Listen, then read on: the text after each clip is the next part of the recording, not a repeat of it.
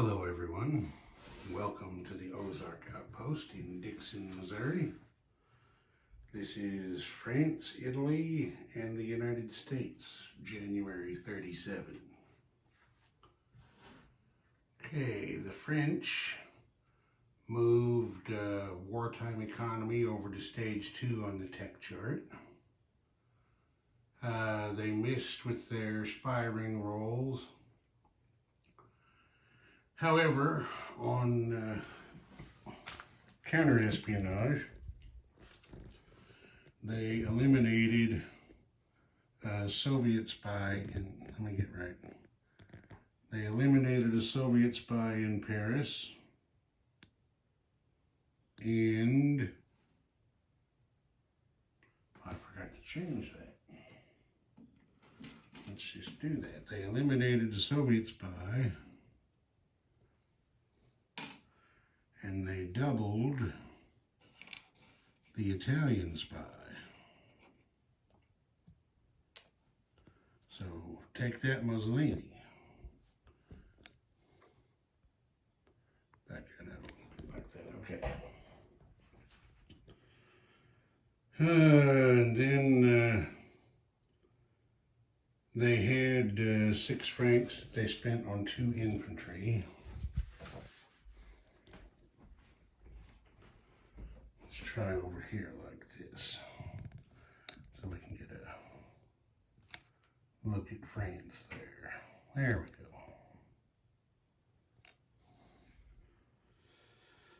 we go. They also decided, since the rules allow them to send French volunteer pilots to Spain. They're allowed to choose which faction they wish to support, and in this case, since they're facing the possibility of a communist nation on their border, which would cost them a victory objective, they have sent their volunteer pilots to support General Franco. So they sent them to Leon Castile. Oh, excuse me. The French spent 1 oil moving the plane. I have come across a discrepancy that doesn't really make sense to me in the oil wars rules. In one place it says air operations, which is defined as moving aircraft, costs 1 oil. And on the next page it says you don't have to spend any oil for combat movement involving land or air transport. Well, that doesn't really make sense to me. I mean, no oil for moving infantry and cavalry, that I can see. Everybody else is using gas and diesel and, lubricating oil and grease and everything else that's made from petroleum. So the way I'm playing it is if you move aircraft, it's going to cost you 1 oil. That makes more sense to me. So they spent 1 oil, collected their 3 from the United States, and then I have here they collected their 6 francs. However, I made a mistake. It's been a while since I played, and I have forgotten to check the peacetime income increases. France gets +1 for the annexation of Austria and Bohemia so far. So that has bumped their income up to 8, and I made the correction in their bank. So that also, I've already done them, but I also forgot The same thing for the Brits. Only for them, it was +1 for the annexation of Austria and Bohemia, and +1 for the Germans putting a battleship onto the map. So I made that correction for the British bank as well. So now we're back up to steam on that stuff. Okay, so that does it for the French. They didn't move anything around. They just built a couple of infantry, sent the volunteers to Spain, collected their oil and their money. So now we move on to Italy.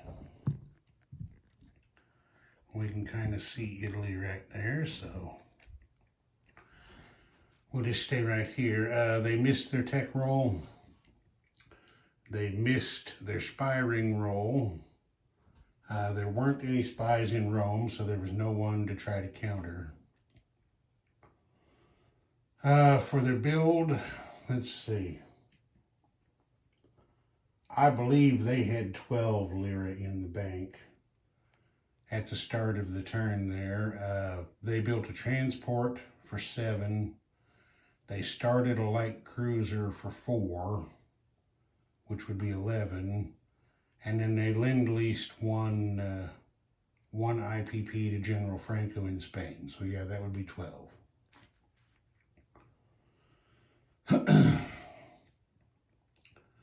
They sent another volunteer militia from northern Italy down here to Andalusia. They're allowed to do that in addition to Lend-Lease, the rules state.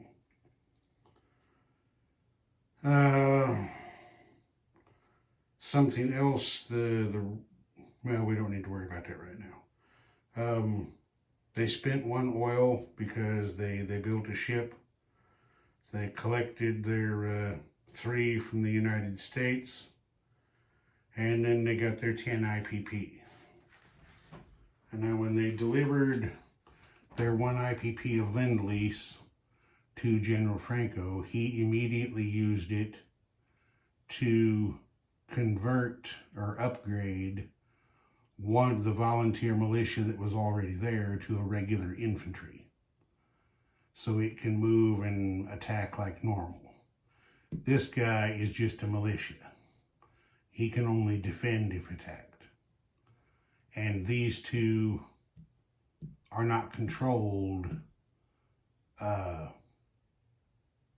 by Germany as part of nationalist Spain. Whatever they do on the Italian turn.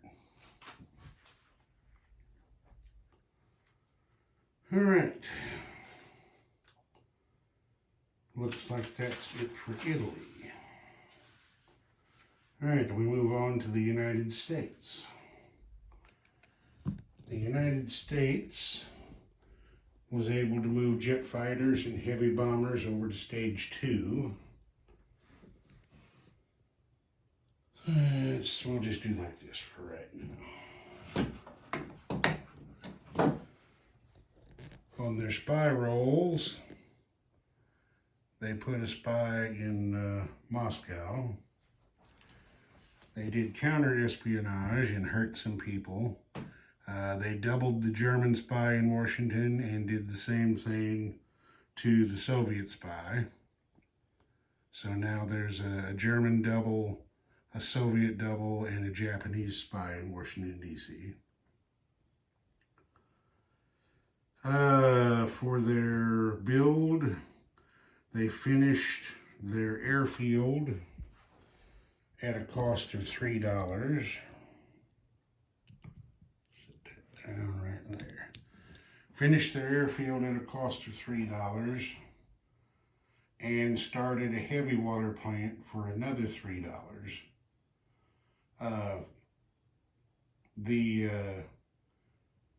The heavy water plant is one of the required components to build an atomic bomb.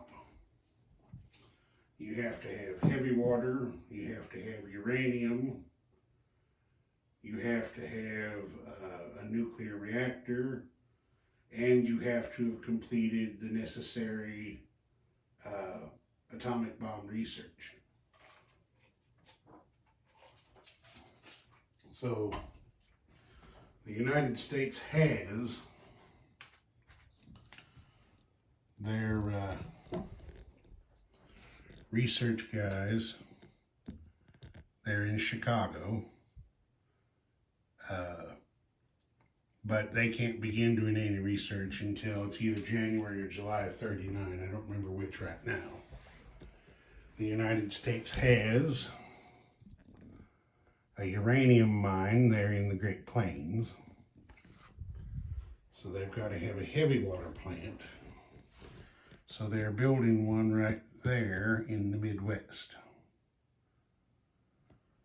And as long as I'm on the subject, since they already have a uranium mine, the last turn I forgot to give them their credit for uranium ore produced, which I'm keeping track of with that marker and chips right there. So currently, since they've finished 2 turns, they have 2 chips worth of uranium. The same thing with the Soviets, a little more housekeeping. The Soviets have a heavy water plant right there in western Ukraine. So there is their heavy water stockpile, which has 2 chips under it. Excuse me. So we have those things straightened out.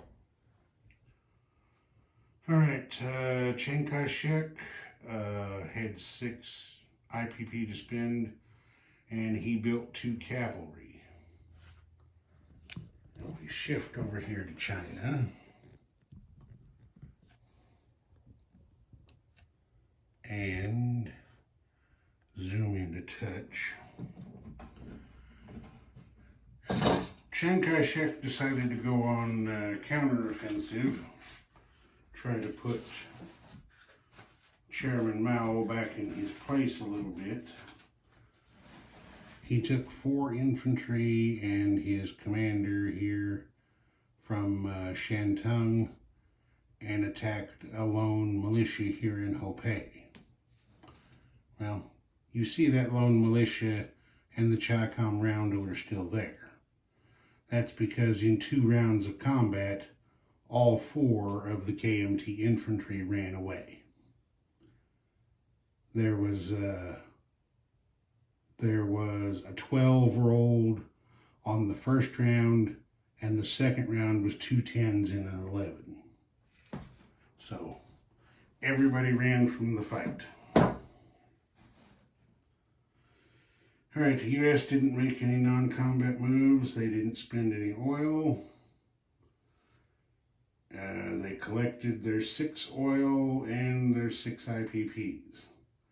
And then the KMT collected their 6 IPPs. So that's the end of January 37. We'll just try to recap a little bit here. Get this thing up here and zoom in as much as I can, try to be steady. You see the Soviets have stage 1 of heavy armor and long-range aircraft. Japan has stage 1 of wartime economy. The United States has stage 2 of jet fighters and heavy bombers. The Brits have stage 1 of long-range aircraft, advanced ASW, and wartime economy. France has stage 2 of wartime economy.